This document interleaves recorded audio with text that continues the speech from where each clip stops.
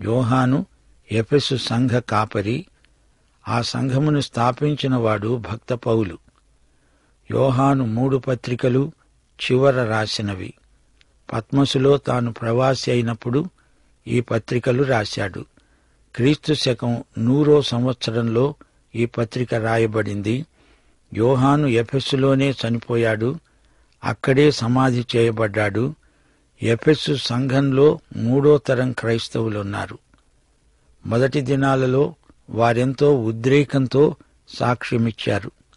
ఇప్పుడు వారి క్రైస్తవం యాంత్రికమైపోయింది.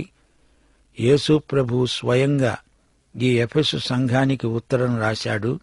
యేసు చెప్పగా దాన్ని రాసింది యోహానే. ప్రకటన గ్రంథం 2వ అధ్యాయం 4వ వచనం, మొదట నీకుండిన ప్రేమను వదిలావని నీ మీద నేరము మోపుతున్నాను. దేవుని చేత ప్రత్యేకించబడి ఆయన వాడుకునేందుకు మేము అర్హమైన పాత్రలం అనే అవగాహన వారికి అంతరించింది.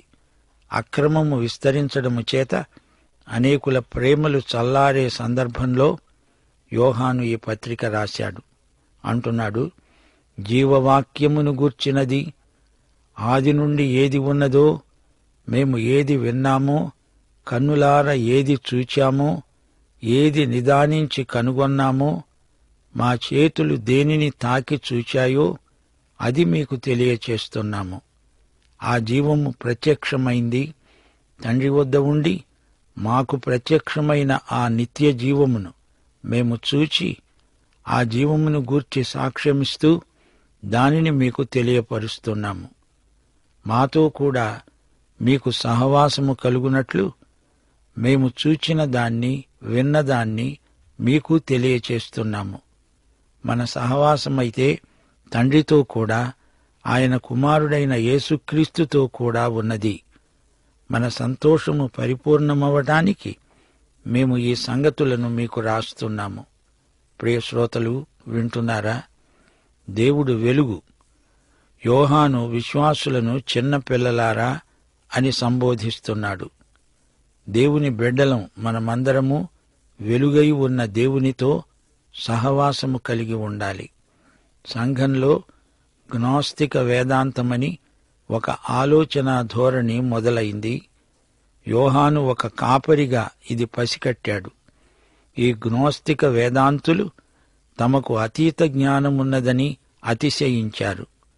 యేసు దేవుడని, ఆయనకు దేవత్వము ఉన్నదని వీరు ఒప్పుకుంటారు గాని యేసుక్రీస్తు మానవత్వాన్ని ఒప్పుకోరు. యోహాను ఈ తప్పును సవరిస్తున్నాడు, ఖండిస్తున్నాడు. అసలైన క్రైస్తవ జ్ఞానమంటే ఏమిటో వివరిస్తున్నాడు. ఆది నుండి ఉన్న జీవవాక్యమిది. ఆది అంటే ఆరంభం. ఏ ఆరంభం? 3 ఆరంభాలున్నాయి. ఆదికాండం 1వ అధ్యాయం 1వ వచనంలో ఆరంభముంది. ఆదియందు దేవుడు భూమి ఆకాశములను సృజించాడు. ఇది తేదీ లేని ఆరంభం. భూమి ఆకాశాలను దేవుడు ఎప్పుడు సృజించాడో మనకు తేదీ తెలియదు. ఎన్ని లక్షల సంవత్సరాల క్రిందట ఆదికాండం 1వ అధ్యాయం 1వ వచనం జరిగింది. ఈ వాస్తవాన్ని మనం నమ్మాలి, ఒప్పుకోవాలి. భూమి ఆకాశముల సృష్టికర్త అయిన దేవుడు ఈ వచనం మీదనే దేవుని వాక్యమంతా ఆధారపడి ఉండేటట్లు చేశాడు. ఎవరూ సృష్టించకుండా ఈ భూమి ఆకాశాలు ఎలా ఉనికిలోకి వచ్చాయి? దానంతట అదే ఈ సృష్టి రూపొందలేదు. సృష్టికర్త ఉన్నాడు. నిత్యుడైన దేవుడు సమస్తానికి సృష్టికర్త. దేవుని సంకల్పం ఎంతో గొప్పది. మానవ బుద్ధికి అందని అతీత సత్యమది. తాను సృజించిన దాన్ని దేవుడు ఎలా చేశాడో మనకు తరగతి పెట్టి నేర్పలేదు. దేవుడు సృజించాడు. ఆయన సృష్టికర్త. తేదీలు నిర్ణయించడానికి అంత ప్రయాసపడమెందుకు? దేవుడి సృష్టికర్త అనే విశ్వాసం చాలు. మరొక ఆది ఉంది. అది యోహాను సువార్త 1వ అధ్యాయం 1వ వచనంలో ఉంది. ఆదియందు వాక్యమున్నది, ఆ వాక్యము దేవునితో ఉన్నది, ఆ వాక్యము దేవుడే అయి ఉన్నది. ఆ వాక్యము ఆదియందు దేవునితో ఉంది. సమస్తము ఆయన మూలముగానే కలిగింది. కలిగి ఉన్నదేదీ ఆయన లేకుండా కలగలేదు. నిత్యత్వంలోని సంగతి ఇది. అక్కడి నుండి ప్రభు అయిన యేసుక్రీస్తు వచ్చాడు. ఆయన అనాది కాలము నుండి ఉన్న మహాప్రాచీనుడు, నిత్యత్వం నాటివాడు. ఆదియందు దేవుడు వాక్యం, ఆ వాక్యము ఆది నుండి ఉన్నది. ఈ ఆరంభానికి ఆది లేదు, ఇది అనాది. సృష్టికర్తకు ఆది లేదు. నీవు ఎన్ని లక్షల సంవత్సరాలు వెనక్కు వెళ్ళినా నిన్ను కలుసుకునే యేసు నిత్యత్వంలోనివాడు. ఆయన కాలానికి స్థలానికి అతీతుడు. యోహాను సువార్త 1వ అధ్యాయం 14వ వచనం, ఆ వాక్యము శరీరధారి అయి మన మధ్య నివసించింది. బెత్లెహేములో జన్మించిన యేసే శరీరధారి అయిన వాక్యం. ఇక 3వ ఆరంభం ఇదిగో ఇక్కడే 1 యోహాను 1వ అధ్యాయం 1వ వచనంలో ఉంది. ఆది నుండి ఏది ఉండిందో ఆ జీవవాక్యం. యేసుక్రీస్తు లోకములో అవతరించిన శరీరధారి అయిన వాక్యమే. యేసుకు 30 ఏండ్ల వయస్సు వచ్చినప్పుడు యోహాను ఆయనను కలుసుకున్నాడు. యోహాను అతని సోదరుడైన యాకోబు ఆయనను యెరూషలేములో కలుసుకున్నారు. వారు తమ తండ్రి అయిన జెబెదయితో కలిసి వలలు బాగు చేసుకుంటున్నారు. అప్పుడు యేసు వారి వద్దకు వచ్చి అన్నాడు, నన్ను వెంబడించు. వారు తమ తండ్రిని, తమ జాలరి వృత్తిని విడిచిపెట్టి యేసును వెంబడించారు. ఇప్పుడు ఈ పత్రికా రచయిత యోహాను అంటున్నాడు, నేను మీకు ఆయనను గురించి చెబుతున్నాను. యేసు వ్యక్తిత్వాన్ని చక్కగా వర్ణిస్తున్నాడు. మా చెవులతో విన్నాము, కన్నులతో చూచాము, ఆయనను తేరి చూచాము, నిదానించి కనుగొన్నాము. చేతులతో ఆయనను తాకాము, స్పృశించాము. యోహాను యేసు అవతారాన్ని గురించి మాట్లాడుతున్నాడు. ఈ యేసును యోహాను స్వయంగా ఎరుగును. తాను ఆయన శిష్యుడు, అపుస్తలుడు. యోహాను యేసు స్వరం విన్నాడు. యేసే దేవుడు. తాను విన్న యేసు స్వరం దేవుని స్వరమే. కన్నులారా అపుస్తలులు యేసును చూచారు. ఇప్పుడు మనం ఆత్మనేత్రాలతో మాత్రమే ఆయనను చూడగలం గాని అలనాడు వారు భౌతిక నేత్రాలతో ఆయనను చూచారు. 1 పేతురు 1వ అధ్యాయం 8వ వచనంలో పేతురన్నాడు, మీరు ఆయనను చూడకపోయినా ఆయనను ప్రేమిస్తున్నారు.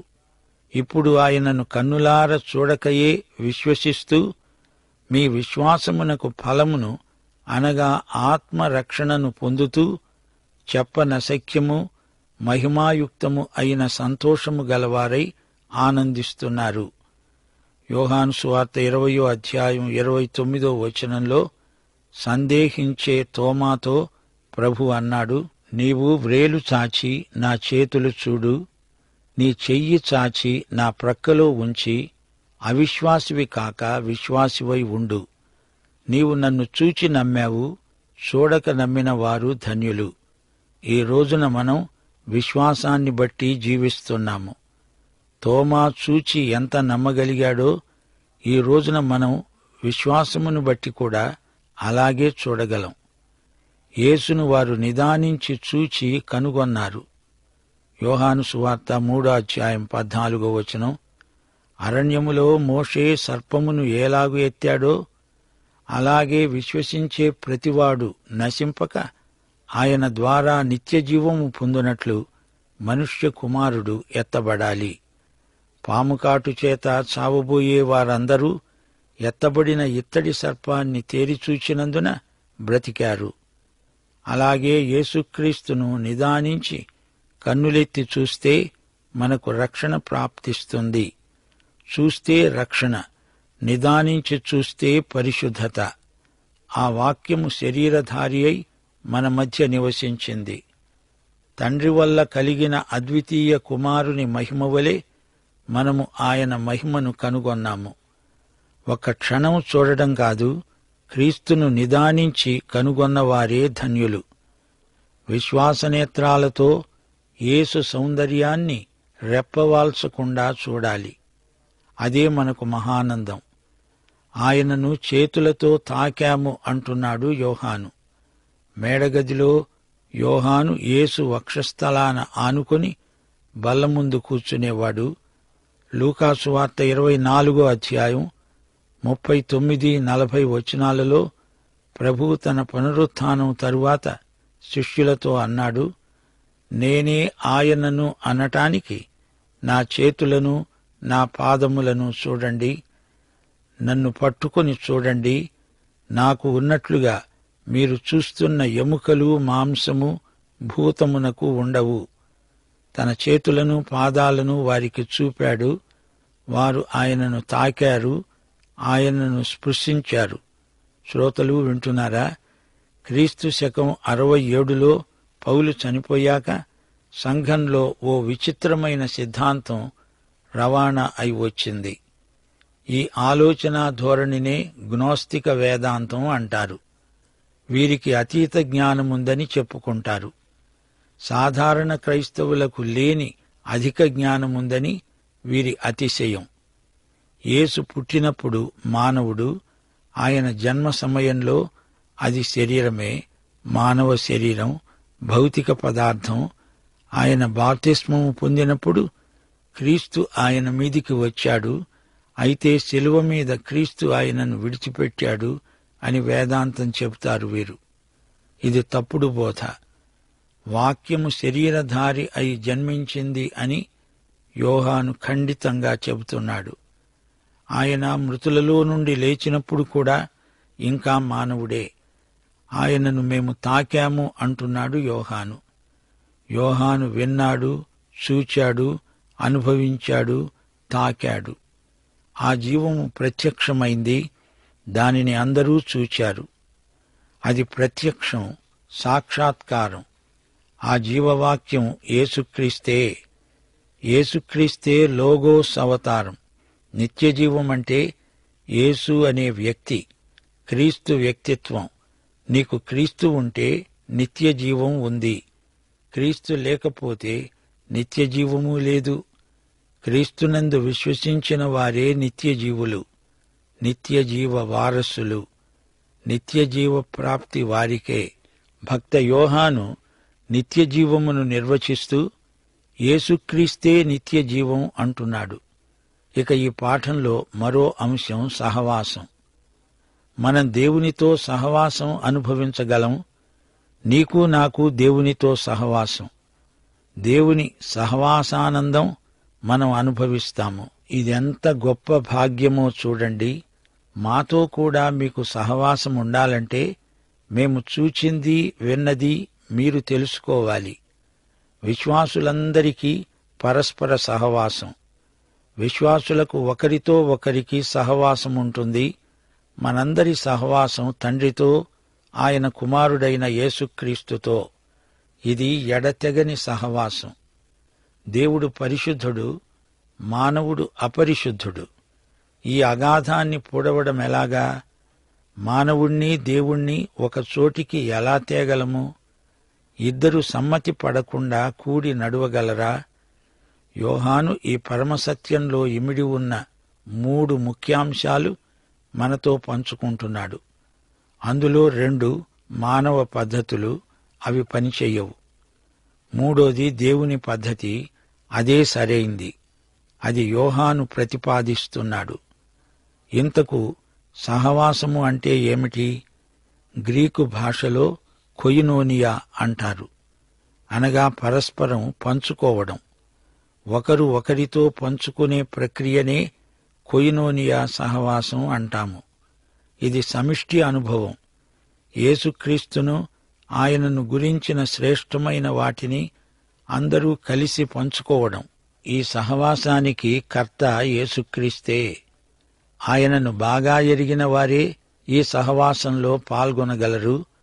ఆయనను రక్షకునిగా, ప్రభువుగా ఎరిగిన వారే ఈ సహవాసానందం అనుభవించగలరు. హలో అంటే హలో అనుకొని ఎవరి దారిన వారు పోవటం కాదు. కలిసి ఆడుకోవడమూ కాదు, పాడుకోవడమూ కాదు. క్రీస్తునందలి ఆధ్యాత్మిక భాగస్వామ్యమిది. వనసంతర్పణ భోజనం మాత్రమే కొయినోనియా సహవాసం కాదు. యేసుక్రీస్తు, ఆయనకు సంబంధించిందంతా ఒకరితో ఒకరు పంచుకోవడం యేసు ప్రేమను పెంచుకోవడం, అదీ కొయినోనియా. క్రీస్తునందు కలిసి తరతమ భేదాలను మరచి బ్రతకటం కొయినోనియా.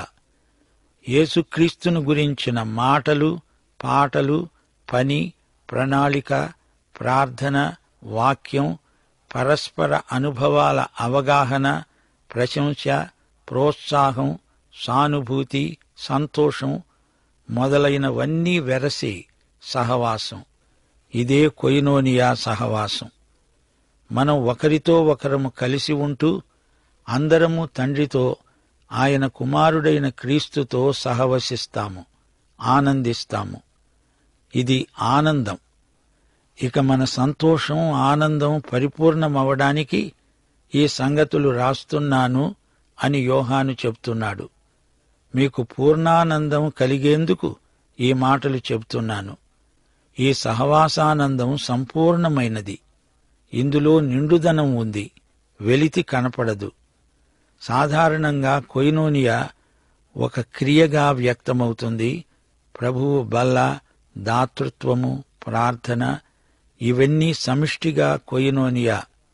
అయితే ఇక్కడ ఆనందాన్ని కొయినోనియాతో జత చేస్తున్నాడు యోహాను. ఫిలిప్పీ పత్రిక 3వ అధ్యాయం 10వ వచనంలో పౌలన్నాడు, ఆయనను ఆయన పునరుత్థాన బలమును ఎరుగు నిమిత్తము సమస్తమును నష్టపరుచుకొని పెంటతో సమానముగా ఎంచుకుంటున్నాను. శ్రోతలు వింటున్నారా? వాక్యం బోధించటంలో ఎంతో ఆనందమున్నది. వాక్యం విని ప్రజలు తమ పాపాలను గురించి పశ్చాత్తప్తులై ప్రభువును నమ్ముకున్నప్పుడు ఎంతో ఆనందం. ఇథోపియా నపుంసకుడు ఫిలిప్పు వాక్యం చెబితే విన్నాడు. ఆనందమయుడై తన ఇంటికి తాను వెళ్లిపోయాడు. యేసుక్రీస్తును రక్షకుడుగా అంగీకరించటంలో ఎంతో ఆనందమున్నది. యోహాను ఈ పత్రిక రాయటంలో ఉద్దేశ్యం కూడా అదే. యేసుక్రీస్తు గుణాతిశయములను పంచుకొని మనమందరము ఆనందించాలి. మన సంతోషము పరిపూర్ణమవడానికి మేము ఈ సంగతులు రాస్తున్నాము అంటున్నాడు యోహాను. ఈ పత్రికను చదివేవారు, వినేవారు దేవునికి సన్నిహితులవ్వాలని, మనుషులంతా ఒకరినొకరు ప్రేమించుకోవాలని, అందరూ ప్రభువును ప్రేమించాలని యోహాను ఆకాంక్ష. అందరి ఆనందం పరిపూర్ణం కావాలని అతని కోరిక. క్రైస్తవ అనుభవం ఆనందమే. పశ్చాత్తప్తుడైన పాపి ప్రభువు దగ్గరికి వస్తాడు. పాపాలను ప్రభువు క్షమిస్తాడు. అతని రక్షణానుభూతి మహానందమే. ఆ ఆనంద సుదినము నా యేసును నమ్ము దినము అంటూ విశ్వాసి హృదయం గానం చేస్తుంది. యేసును గురించిన మాట, యేసును వ్యక్తిగతంగా అనుభవించడానికి బోధకుని నోట వెలువడుతుంది. ఉత్తరం రాసినా, మాట్లాడినా, బోధించినా ప్రజలు యేసును రక్షకునిగా, ప్రభువుగా అంగీకరించేటందుకే. క్రీస్తుతో సహవాసానికి ఫలితం ఆనందం. యోహానుకు క్రీస్తుతో వ్యక్తిగత అనుభవమున్నది. అతడు క్రీస్తును చూచాడు, విన్నాడు, తాకాడు, ధ్యానించాడు, అనుభవించాడు, ఆనందించాడు. అదే సందేశం మనకు ఈ పత్రిక ద్వారా తెలియచేస్తున్నాడు. యేసు మాట విన్నవాడు ఇతరులకది వినిపించాలి. ఇర్మియా గ్రంథం 37వ అధ్యాయం 17వ వచనం. సిద్కియా రాజు ఇర్మియాను అడిగాడు, యెహోవా వద్ద నుండి ఏ మాటైనా వచ్చిందా? ఈ పత్రికా రచయిత అయిన యోహాను యేసును చూచాడు, తేరి చూచాడు, నిదానించి కనుగొన్నాడు. కన్నార్పకుండా యేసు సౌందర్యాన్ని తిలకించి పులకించాడు. యేసు రూపం ఊహాచిత్రం కాదు, ఆయన వాస్తవ వ్యక్తి. ఆయనను స్పృశిస్తాము, ఆయన నిన్ను నన్ను స్పృశిస్తాడు. యేసు వాస్తవ మానవుడు, సాక్షాత్తు దేవుడే మానవుడై మన మధ్య నివసించాడు. యేసు ఆది నుండి ఉన్నవాడు. యేసే జీవవాక్యం, దేవుని వాక్యం, లోగోస్ వాక్యం. ఇదే రాజ్య సువార్త, ఇదే ఏకైక సువార్త. ఇది కృపావాక్యం. అపొస్తలుల కార్యములు 13వ అధ్యాయం 26వ వచనంలో ఇది రక్షణ వాక్యమని చెప్పబడింది. ఇదే సమాధాన వాక్యం. ఇది సిలువను గూర్చిన వార్త. ఇది సత్యవాక్యం. ఈ నీతివాక్యమందు మనము అనుభవము కలిగి ధన్యులమవుతాము. ఇది హితవాక్యం, అనగా ఆరోగ్యము కలిగించే వాక్యమిది. ఫిలిప్పీ పత్రిక 2వ అధ్యాయం 16వ వచనంలో కూడా ఇది జీవవాక్యమని పేర్కొనబడింది. యోహాను రాస్తున్నది, మనకు చెబుతున్నది ఈ జీవవాక్యమే, అనగా యేసుక్రీస్తే. పాఠం ఇంతటితో సమాప్తం. ప్రభు అయిన యేసుక్రీస్తు వారి కృప, తండ్రి అయిన దేవుని ప్రేమ, పరిశుద్ధాత్మ యొక్క అన్యోన్య సహవాసము మనకందరికీ సదాకాలము తోడై ఉండునుగాక. ఆమేన్.